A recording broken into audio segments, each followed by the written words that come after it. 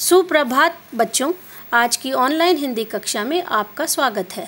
हम सारांश पुस्तक के अंदर पढ़ेंगे पाठ 1 भजन पूजन।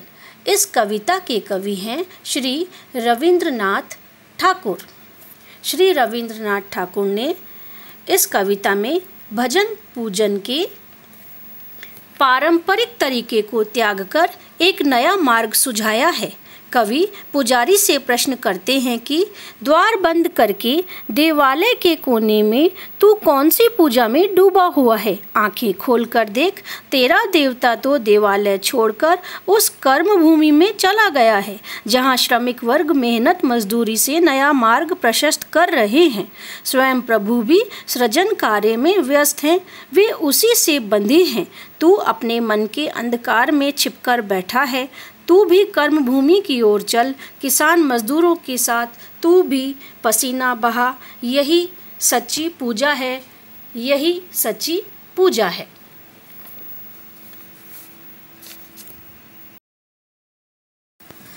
पुजारी भजन पूजन साधन आराधना इन सबको किनारे रख दे।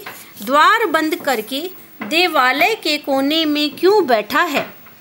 अपने मन के अंधकार में छिपा बैठा तू कौन सी पूजा में मग्न है। आंखें खोलकर जरा देख तो सही, तेरा देवता देवालय में नहीं है, जहां मजदूर पत्थर फोड़कर रास्ता तैयार कर रहे हैं। तेरा देवता वहीं चला गया है।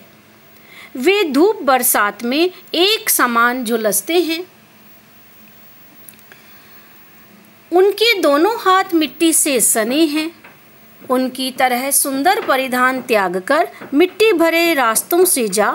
तेरा देवता देवालय में नहीं है, भजन पूजन साधन को किनारे रख दे।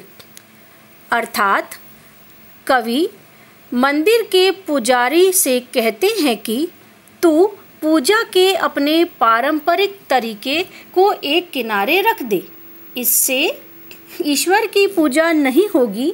कवि पुजारी से प्रश्न करते हैं, मंदिर के दरवाजे बंद करके तू यहाँ एक कोने में छिपकर क्यों बैठा है। मंदिर के कोने में बैठकर ईश्वर की आराधना नहीं होती। तू तो अपने मन के अंधकार में छिपा बैठा है। इस प्रकार तो किस तरह की पूजा पद्धति में व्यस्त है। तेरा यह ढंग ठीक नहीं। ज़रा तू अपनी आंखें खोलकर देख तो तुझे पता चलेगा कि तेरा भगवान मंदिर में है ही नहीं। वह तो मंदिर छोड़कर उस कर्म क्षेत्र में चला गया है, जहां मजदूर पत्थरों को फोड़कर रास्ता तैयार करने में जुटे हैं। तेरा भगवान भी वही है। कवि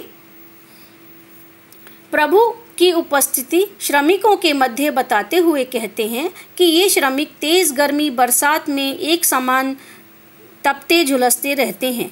उनके दोनों हाथ मिट्टी से सने रहते हैं। वे अपने काम में जुटे रहते हैं।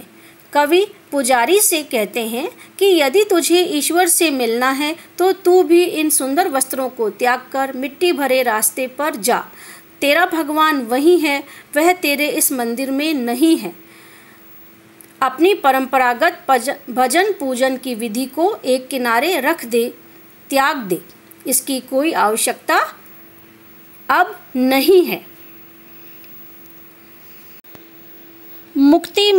मुक्ति अरे कहाँ है, कहाँ मिलेगी मुक्ति। अपने सृष्टि बंध से प्रभु स्वयं बंधे हैं।